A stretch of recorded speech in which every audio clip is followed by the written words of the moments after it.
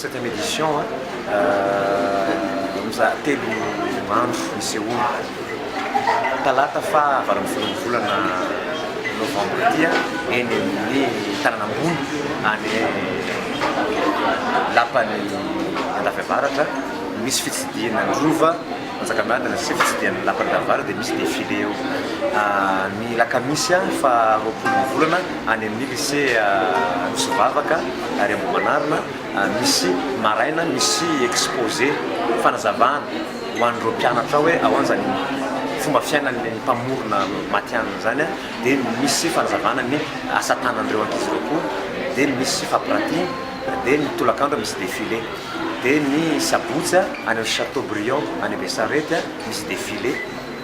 ny tolakandro ao amin'ny KM Savola ny mpandray anjara rehetra styliste rehetra option sanganasana famaranana ny ny lohahevitra ny raisina dia ny hoe fampifandraisana ny fanabeazana ary mbakoka asa famoronana dia zay mahatonga hoe mandeha amin'ireny toeram-bakoka ireny mandeha any amin'ny sekoly fanabeazana dia mikitikitena sady ho mpamorona na ho tiany asa famoronana malagasy ny tanora zany sy ny ankizy mba iroborobono ny asa tanana malagasy any hojifainy malagasy zany ny akanjo vita malagasy valo manadazy zany andray anjara ao anatin'io le takaloan'io misy ny Erkarla Siknogoundi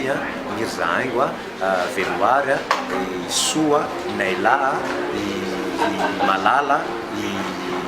Fifalina dia Mahamatso.